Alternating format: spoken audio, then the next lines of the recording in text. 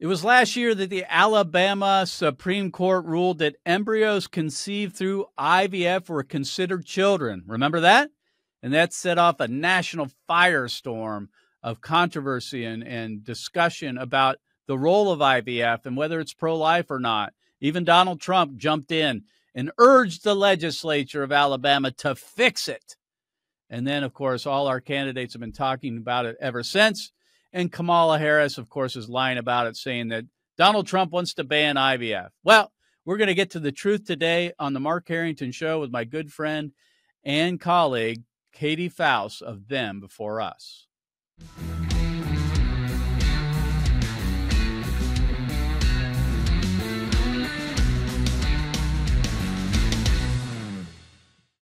Share it and leave a 5-star review, and you can follow me on all the social media platforms as well. My guest today is Katie Faust, and she is the founder and director of Them Before Us, and we're talking about IVF, which has been in the news, especially because of the presidential election. We've got the candidates weighing in on it, for better or for worse. For the most part, for worse, but we're going to deal with that today. It's been very controversial.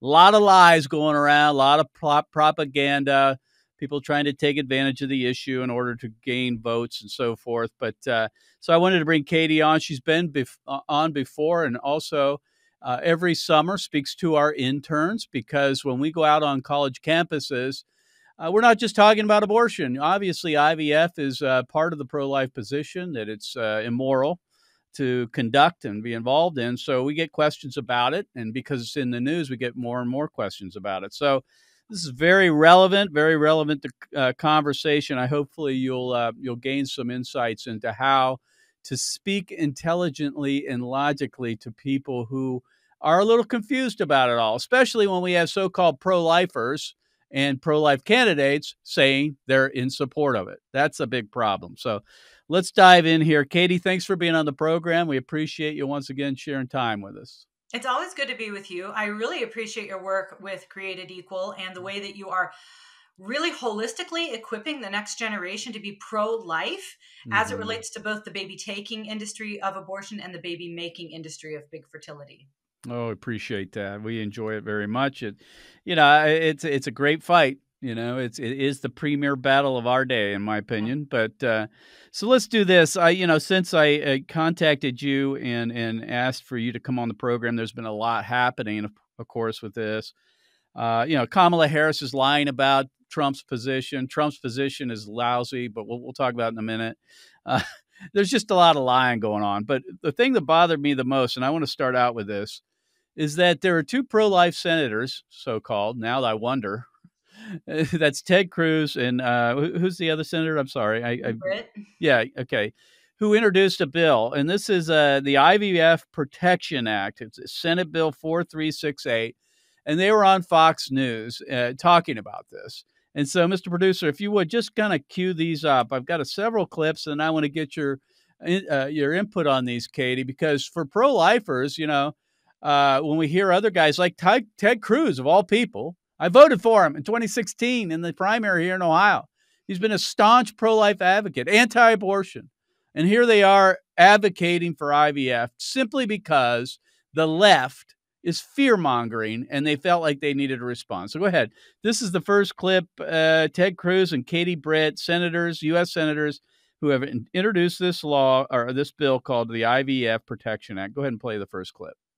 Why is IVF front and center? It's because of Alabama, correct? Absolutely. And listen, what we want to do is the left is fear-mongering, saying that we are not going to protect IVF. IVF is protected, and Senator Cruz and I are going to make sure it continues to be protective. It is pro-life, it's pro-family, it's pro-woman, and I believe that we're the party of families, and we want to help people who are struggling with infertility, who want to see the miracle of life, help them achieve that, and this is going to do that. Go ahead and stop there. So a couple things. The Alabama Supreme Court explained the ruling, explained what happened in the legislature. Donald Trump jumped in and said, hey, the legislature has to fix this. Go back and explain what happened there that led to this whole controversy.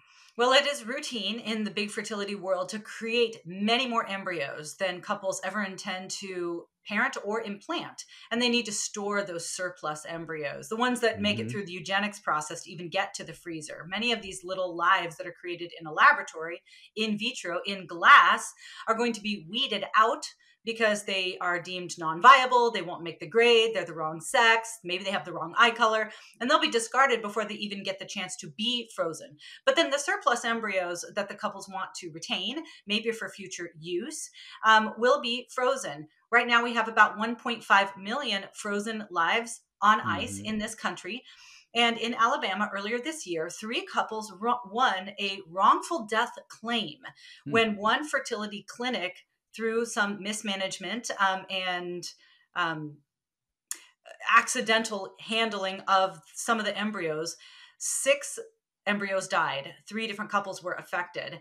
And those parents sued under the Wrongful Death Act as if they were their own children, because they are their own children. They are, right. And the Alabama Supreme Court handed down a ruling that said, yeah, this wrongful death claim can be applied to embryos that were stored outside of the woman's womb. So it actually was one of the most pro-life rulings we've ever seen. Yep. Not just saying, hey, this is an issue that should go back to the states, but actually these little lives that are frozen, that are maybe 3 to 5 days old at this point, that are not implanted in a woman's uterus, are humans. They're children, and they deserve protection. So that created spasms on the left and the right, because the fertility industry recognized, which they have for a long time, that if IVF babies are considered babies worthy of protection, it would bring their business to a screeching halt. They will not, cannot do business if we consider these tiny humans to be worthy of protection.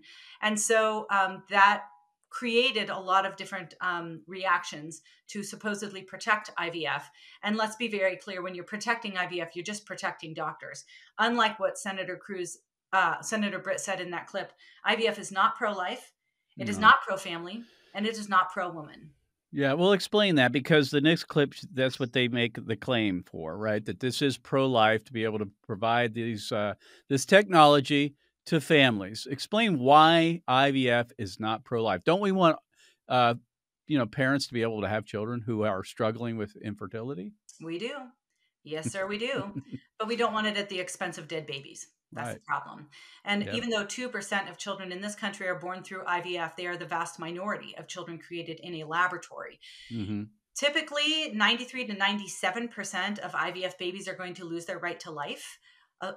Maybe 3 to 7% are going to be born alive after the gauntlet that they have to go through, the eugenic screening process, from creation to implantation to then making it through selective reduction, the risks of freezing and thawing and transfer, that this is just inherently anti-child, especially when you're looking at children's right to life.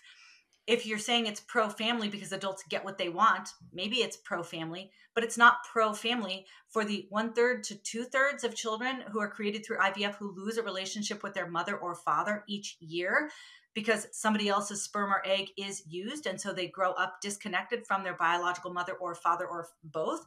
So if you mean it's pro-family because adults are going to be able to customize the child that they want, sure. If you mean it's pro-family, that children grow up with their mother and father married and loving them and loving each other every day, the vast majority, not the majority, a huge bulk of the kids will not have this process protect their family. Is it pro-woman? I don't know. There's an awful lot of risk that we are learning now goes along with carrying IVF children. It is always a statistically high-risk pregnancy. So that's certainly the case when you're talking about surrogacy. So no, egg extraction that these women will undergo if you want to hyperstimulate her ovaries and extract her eggs so she can use them for her own children or sell them to another woman, that is not pro-woman. These are high-risk procedures. So unfortunately, big fertility is not an industry centered around the child, the family, or the woman. It is centered around profits.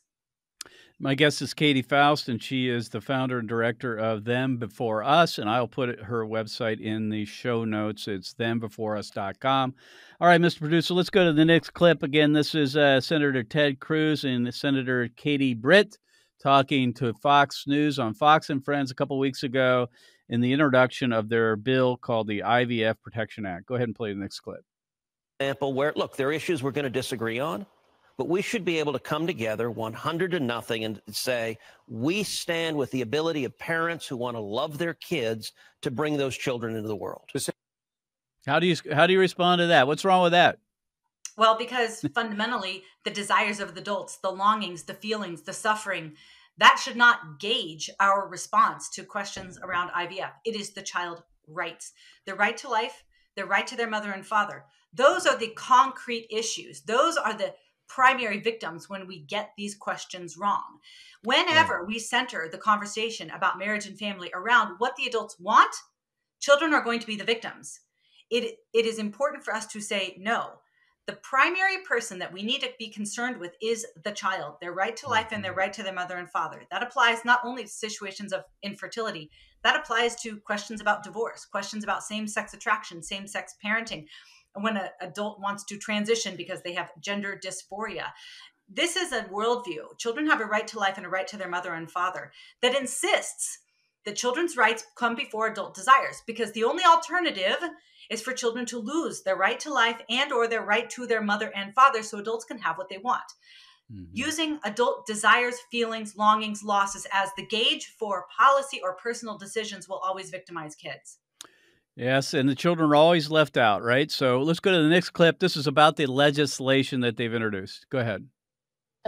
In the state, but the Alabama legislature, that has been named the most conservative legislature in the nation, quickly acted to make sure that we affirmatively protected IVF and that procedure in the state. So those clinics are back open. That's moving forward, just to make sure IVF is available in every state across the nation.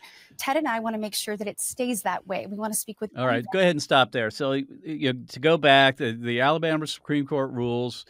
Donald Trump and a bunch of others say, oh, they're going to fix this, and they rush to fix it, right, which basically protects IVF. And then these senators rush to the camera saying they're going to have a bill to protect it.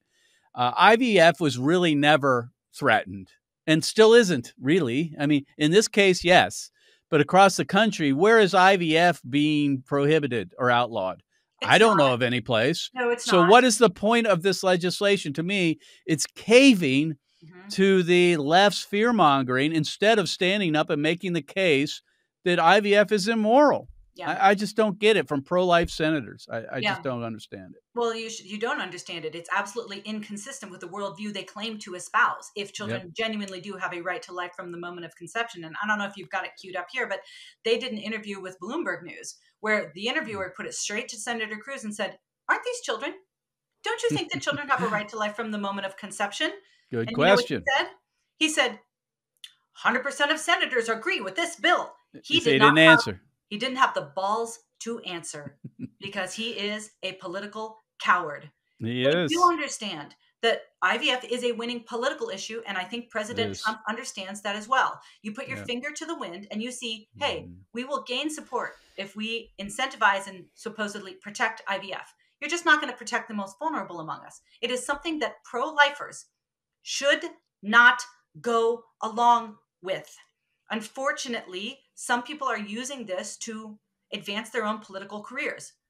We do not participate in that kind of game playing. We defend the most vulnerable, whether we win or lose. That is our fundamental duty as the strong in society acting on behalf to protect the weak, which is pretty much the biblical definition of justice.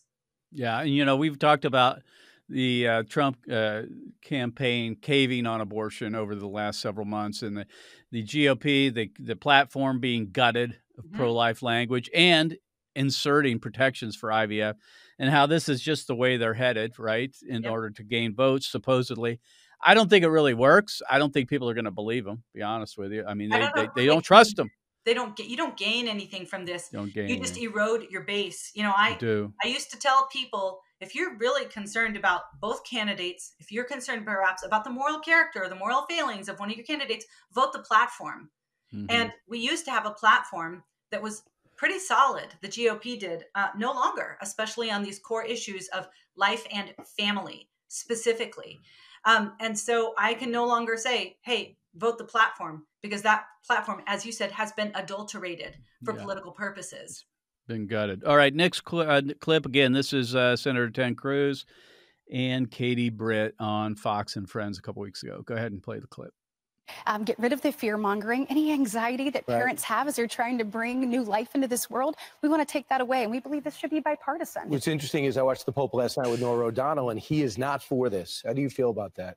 Well, look, I think that's a moral decision any person can make, and that's a decision they can make with according to their faith and according to their understanding of God's teachings. But as a matter of law, this should be a choice that is available for parents because it is profoundly pro-family. Go ahead and stop there. This is what really irks me and just frustrates me. Ted Cruz is pro-choice. He's making a pro-choice argument. He can say, "Oh, the Pope says this, but that may be your moral view," or the Bible said, but when it comes to matters of policy and law, we have to, make decisions that are pro-family or whatever. Yep. He sounds like a pro-choicer. Yes. Well, and this does kind of show the hand of the real realities of big fertility, and that is that the baby making industry of big fertility and the baby taking industry of abortion are actually two sides of the same child commodifying coin. Both of them determine child rights based on the adult desires, based on adult wants. Abortion says that if a child is unwanted, you can violate their right to life and force them out of existence. And pro-lifers recognize that that is a grave evil. That I'm sorry you're suffering. I'm sorry that this was unplanned. I'm sorry that you had a difficult diagnosis. I'm sorry that this interrupts your career plans. But your feelings don't justify victimizing kids. Big fertility says if a child is very wanted, you can force them into existence and violate many child's right to life and perhaps that own child's right to their mother and father so you can have what they want. Both of them see children, both of these wings of child commodification see children as objects of rights, not subjects of rights. And disposable. And you've made the case, and I agree 100%, that the baby-making industry are the biggest abortionists in the country or the world, really. I mean, there are more babies dying in these freezers than there are at abortion mills across the country or by the abortion pill. All right, this is the last clip from Fox and Friends. Again, Ted Cruz and Katie Britt. Go ahead and play this. Issues on abortion that we can disagree on. Katie and I are both strongly pro-life. But that is Not a anymore. very, very different issue from the issue about whether parents should be able to affirmatively choose we want to have a child and take advantage of medical technology to help them do that. And Go ahead and respond to it. Same stuff. Well, it's just that I think that what they're doing is they are capitalizing on a very shallow caricature of what IVF is. We hear IVF and we think, oh, the sweet, infertile, heterosexual couple that is going to raise their own children. And we don't know that there is rampant commodification of kids, that the vast majority of these babies are going to be frozen forever, donated to research, thawed and discarded, or donated away to another couple. Like, that is not part of how we think about things like IVF. For us, it's just a solution to infertility. That's not actually how it works. Like I said, a huge portion of these kids are going to be created through sperm and egg donors. They're going to go home with single men, single women, double men, double women. None of these people have gone through any kind of screening or background checks. It is the acquiring of children, the designing of children, and sometimes combined with surrogacy, shipping children worldwide. It is the exact inverse of things like adoption that is centered around the rights of the child. This is a marketplace centered around the desires of adults. And unfortunately, the IVF industry and even people like Senator Britt and Senator Cruz are advancing a very harmful industry for kids because we have been too naive about our concept of what IVF is. Unfortunately, is not about babies. It is about on-demand designer babies shipped worldwide to anyone that has the money or means to acquire them. It is fundamentally, in many of these cases, child trafficking. Yeah, and I want to get to some of the newer technologies, like This Isn't Bad Enough, that are coming online here in the final minutes of the program. So let's shift gears here because I did want to talk about the piece that you got published in the Federalist dealing with this so-called pro-life pastor who says, and this is the title to his piece, ended up in the Dallas Morning News, and Fox News picked it up, of course, and reposted it. And the title is, I'm a pro-life pastor. IVF allowed me to become a dad. And you responded to this on the Federalist. It's also on your website, thembeforeus.com. And what is the problem with this guy's position? He's a pastor. He says he's pro-life. This is pro-family, pro-life to be IVF. And without it, he couldn't have had children. He wouldn't have been a dad. He's pulling on the heartstrings here. What's wrong with this guy's position? What's wrong with this pastor's view? There are so many things wrong. Maybe not necessarily with his view, but with the article that he wrote, which really just gave a Christian stamp over the top of some of the worst excesses and policies of big fertility. He says that he, because I communicated him with a little bit on Twitter and read some of the other comments that he had on other social media. He's like, we did it in a totally pro-life way. We didn't have any surplus embryos. We didn't abort any of them. They did freeze some. It sounds like they went back for all of them. But that's, he's like, you can do IVF in a pro-life way. And I said, that's not the article you wrote. That is not what you wrote. You, in essence, just said this is an unmitigated good, that God led you to it. You gave a pass to this industry. You never talked about the rampant destruction of young babies through this industry. And then you strawmanned all of the strongest pro-life voices that are critical of IVF, saying, we denigrate your children. We don't think that they're worthy of life. We see them as lesser than. I'm like, no. I'm sorry, sir. But if you listen to any of us, what you'll hear is we actually have so much respect. We believe that all children have such inherent dignity, and that actually leads us to critique big fertility. We know that your children are made in the image of God. We just believe that the 93 to 97% of IVF babies that are not born alive have the same level of dignity and are worthy of the same level of protection. So unfortunately, I think that he did what is very often done whenever you're trying to remake the social fabric, to recast, the nature of the family. He frames himself as the victim, and his wife, and what they want as the victim. Yep. And whenever you have adults framed as the victims, it is always kids who are going to pay the price. Good point. Good point. And, the Bible speaks about suffering. Of course, we want to alleviate suffering if at all possible, but not at the expense of children. Right. And the Bible talks about Paul having the thorn in the flesh. You mentioned that in this piece, and how, God said that my grace is sufficient for you. So some suffering you're going to end up having to deal with your entire life. Yeah. And you're not just given the freedom to alleviate it any way you wish. Let's talk a little bit about just the intent for sex, marriage, and babies. You call it the indissoluble triad. Explain that. Yeah, it's not a Katie original. It's good. I liked it. Yeah, I thought, that was a good one. I've heard John Stonestreet at the Colson Center say it, and he says that he got it from Jennifer Roback Morse at Ruth Institute. Both of those organizations are very solid and worthy of your time and attention. But there does seem to be in Scripture, even though there is no "thou shalt not make babies in petri dishes" verse in Scripture, there does tend to be this holy triad.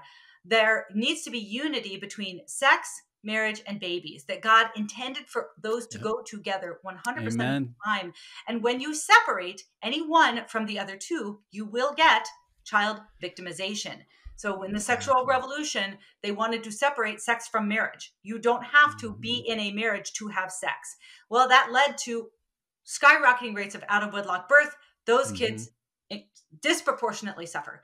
Then you've got the separating sex from babies from sex, like through birth control. Like, we are going to decide when the babies come, when they're welcome, whether or not we want them.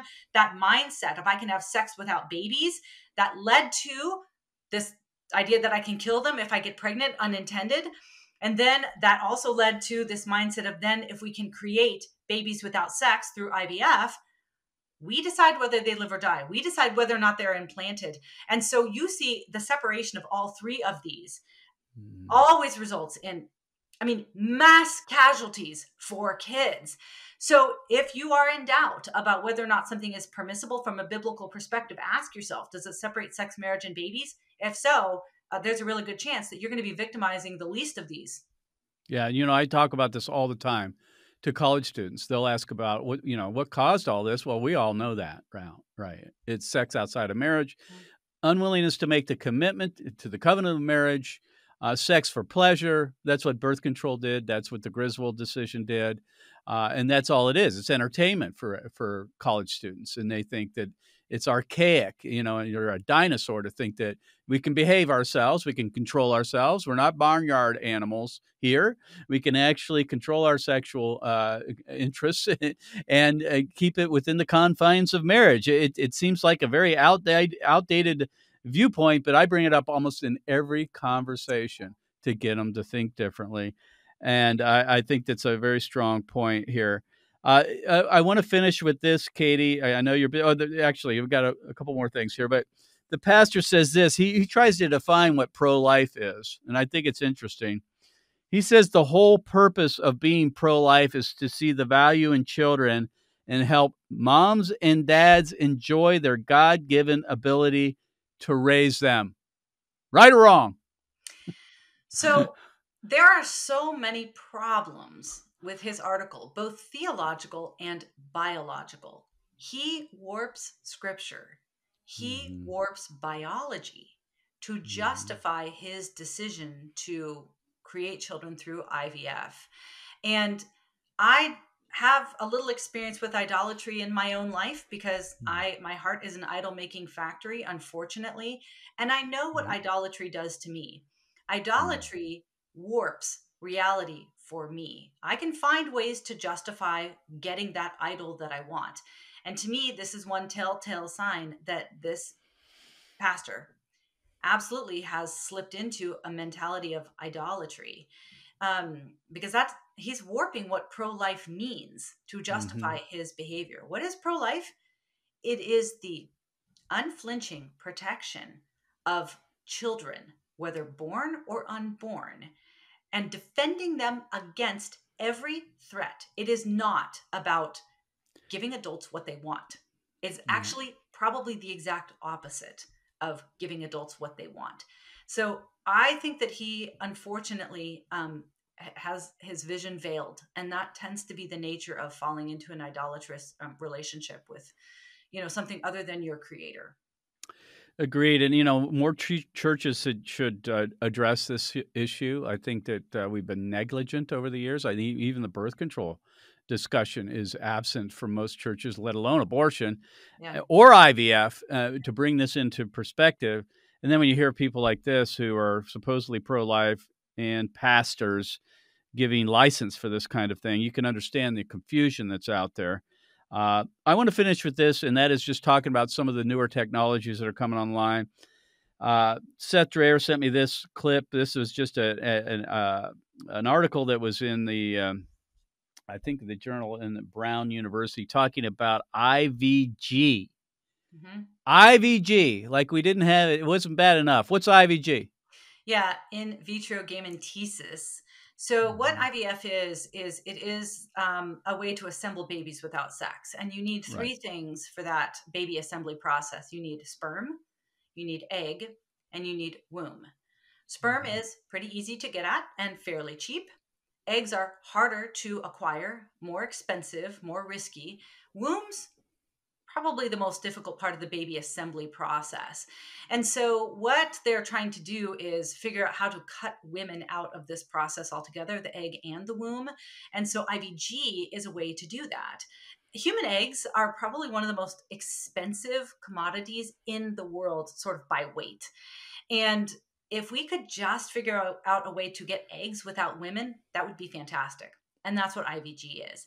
It is making human eggs or human sperm from some other cell of the body, like a skin cell. So for example, a man who is maybe single and doesn't necessarily want to buy an egg and doesn't want to have to deal with the gametes or the intrusion of another person that might come in and claim parental rights over the child. Someday what they hope is that they can make a human egg out of his skin cell. And then he could contribute the egg and the sperm. And one man could genetically be 100% of that child's parentage. So you can imagine the absolute dystopic future that we are facing if you are able to create sperm and egg cells from any cell of someone's body. I mean, you could steal a cell from somebody and make an egg out of it, and they could have genetic children that they weren't even aware of. I mean, it's dystopic stuff. Yeah, it sure is. Yeah. The other thing is probably the most costly part of the whole baby assembly process is finding a woman who will offer her womb up for 9.5 months. It's commercial surrogacy is banned throughout much of the Western world because they recognize that it is a tool of exploitation of economically vulnerable women. It's very hard to find a woman, even when you're paying her $60,000 or $80,000 to give up her body for that period of time and then forfeit the emotional connection that very often she forges with the child. So if we could create artificial wombs, that would be even better. So I wrote about that at Public Discourse earlier this year. You can Google Katie Faust artificial wombs Public Discourse to get my take on how that would absolutely obliterate. I don't even know if children would survive that process, but places like China are already working on it. They're already developing robot nannies who can oversee children in artificial wombs and adjust their oxygen or their food intake to get, if you're going to have 10 babies that you're gestating in an artificial womb, then you can kind of see how they develop, decrease and increase based on your desirability. I mean, if you are not clear about reproductive technologies now, I will tell you what, there is so much more threat and confusion on the way. Now is the time to defend children's right to life, right to their mother and father, because it only gets darker from here. Yeah, let's leave it on a positive note, despite the fact that this dystopian future that apparently is upon us here with these technologies. If you would just exhort our audience here on how to continue to fight the good fight and where to find out more about IVF, IVG, all this new technology that's coming online that is not pro-life, although it pretends to be. Well, the good news is natural law is on our side. Biology is on our side. The Word of God is on our side. Studies and research are on our side. Don't ever let anybody cow you into silence by telling you that you're on the wrong side of history or you're anti-woman, anti-family, anti-child. No. Anti-science. Yeah. Anti-science. You stand firmly on the fundamental rights of children, their right to life, their right to their mother and father, and you will always be on the side of justice. Even if you're in the minority on some of these questions, ultimately the world will come around and validate what you are saying because these fundamental child realities will not change. The nature of children is still the same. They come from a man and woman.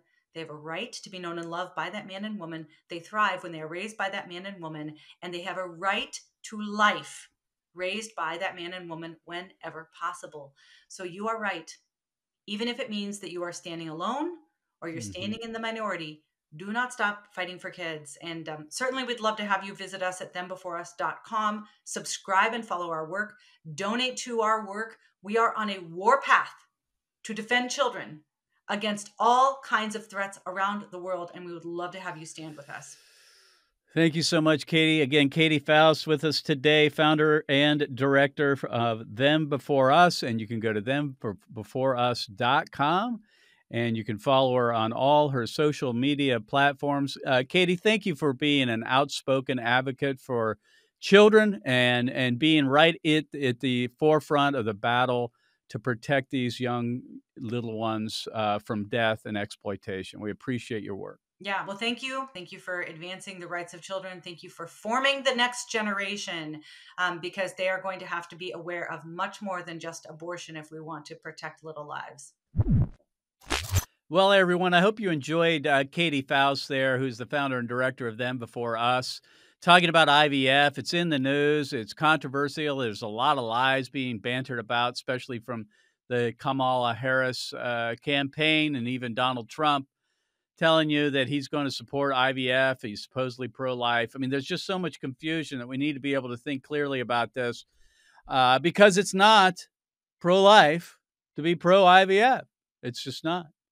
Because we're exploiting children and they become the victims of our own personal pursuits. So again, you can go to thenbeforeus.com. That's thenbeforeus.com. All right, to wrap it up, just want to give you a few updates on what's going on before the election. That is, we have our Battle States tour, which is underway. In fact, we visited a couple of states, and we got the map here in front of us here. We'll be heading off to Florida here soon as part of this. And, of course, there are plenty of states left to visit before Election Day. But becoming next week, that is October 7 through 12, yours truly, along with a team from the Canadian Center for Bioethical Reform and Created Equal, along with other volunteers, will be in the state of Florida doing door-to-door activism and canvassing, as well as all the other stuff we do, going to college campuses, overpasses, displaying abortion victim photography and video in the public square around the city of Orlando. So if you are in the state of Florida and you want to come see us, be part of this whole thing, you can go to OperationSaveAmerica.com. That's OperationSaveAmerica.com. I'll be speaking. I'm not sure what night I'm going to be speaking yet. Hopefully I'll know something by the end of the week.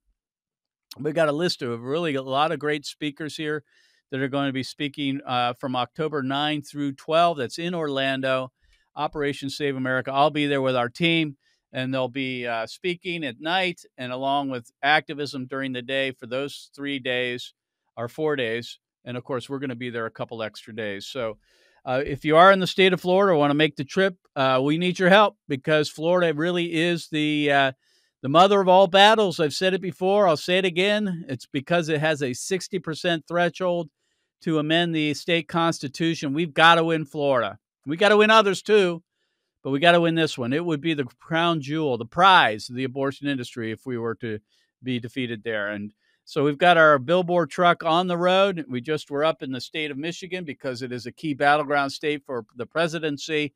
We were at the Michigan State-Ohio State football game. You see the video and the pictures here of our LED billboard truck making the rounds, and that'll be hitting the ground again here within weeks to hit these states that are out in the Midwest and Florida. So, again, pray for us as we head out to Florida next week to be part of this outreach and canvassing operation. And we'll be at the Operation Save America national event. We'll see you next time. God bless you. God bless America. And remember, America, to bless God. You've been listening to Mark Harrington, your radio activist. For more information on how to make a difference for the cause of life, liberty, and justice, go to createdequal.org. To follow Mark, go to markharringtonshow.com. Be sure to tune in next time for your marching orders in the culture war.